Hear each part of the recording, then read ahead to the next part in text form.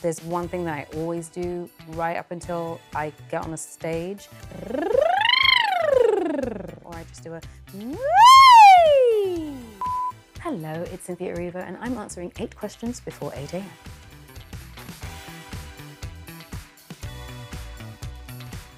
Okay, we'll pick this one. What are 3 words or emojis you'd use to describe wicked for good? The crying emoji, the broom emoji. What other emoji would I use? You know the crying emoji that's smiling? Also, both sides of the spectrum, I would put the crying emoji that's smiling, the broom, and the crying emoji. That's what it would be, I think. Yeah. First and lasts. What was the first tattoo you ever got, and what was the last tattoo you ever got? Okay, my first tattoo was sort of like a cross. It's a type of cross with a treble clef in the middle of it and wings coming off the side of it. That was on my, like the lower back. And then my last tattoo was this half sleeve. This took 7 hours. That's my last tattoo. Can you break down these lyrics from Worst of Me? I came here for love, but now I don't want it anymore. I gave you my all, but you took the worst of me. Well, it's like when you get into a relationship, what you're looking for is the love of another person, but because it now doesn't serve me or you, you don't want it anymore. This kind of love isn't the one you want. The next sentence is, you've given everything you can possibly give, but the only thing that this is now bringing out of you is the worst possible version of you. So we don't want this anymore. Your new album, I Forgive You, is crafted like a story. What is the story that you want to tell from this album, with this album? That people are human and that we all go through different things, and some worse than others. Some things aren't pretty, some things are gorgeous, but it's sort of like the way life is sort of set up. When things are hard, it's okay to look back on them and use them as lessons, but not to hold on to them so tightly that you don't ever let them go.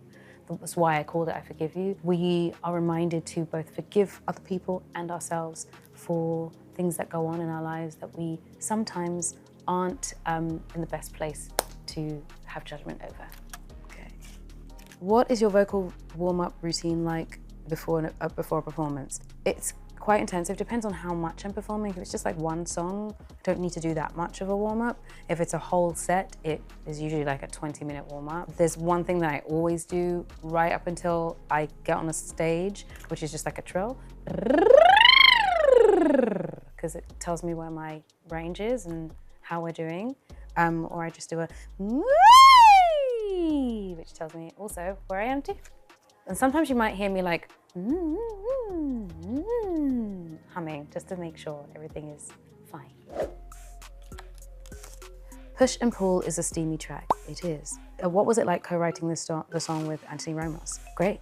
I love him. He's one of my favorite people in the world, and he'll love this. He'll get a kick out of this question. So I'm gonna ask it again just so that he hears it.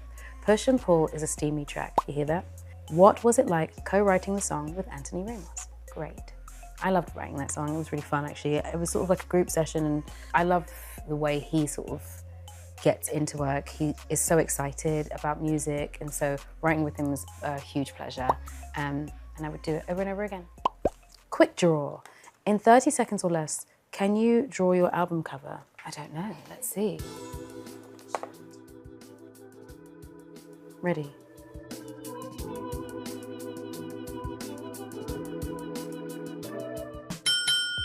Kind of.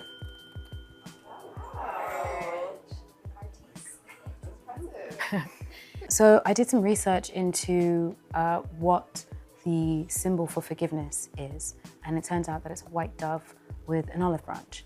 And I wanted to know if it was possible to personify the white dove with the olive branch. And so this was the personification of the white dove. How excited are you for Dracula and the 23 roles you'll be playing? Very excited. It's a different kind of role for me. I haven't done anything like this before. It's probably why I wanted to do it in the first place. You're watching me be a Capricorn here, reorganizing, tidying up. And when I heard that they wanted me to play the role, it took me a second to say yes, because I sort of wanted to make sure that I had the skill set to do it.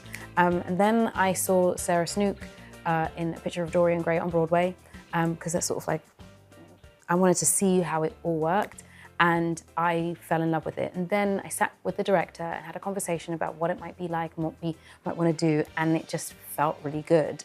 I couldn't get it out of my head, and usually that's the test to know whether I want to do something, if it keeps playing in my head. And this is what happened with this piece. So I'm very excited, a little bit daunted, but I think that's part of the beauty of these things, the challenge. We have a surprise fan question from the plaza. Sure. You played two amazing black characters. You played Celia in The Color Purple, and you played Harriet Tubman. What did it mean to you when you got cast for those roles? They're both very, very different. I really loved Celia because she was sort of a quiet storm. No one really realized how strong she was, and she didn't really realize until much later in the show, and it's a lovely sort of realization of who she is that I got to play with. And Harriet was spectacular. She was incredible. Both tough things to do, but I would never have changed it for the world. I loved doing it. Thank you very much for watching. You can now listen to my album. It's out now. I forgive you.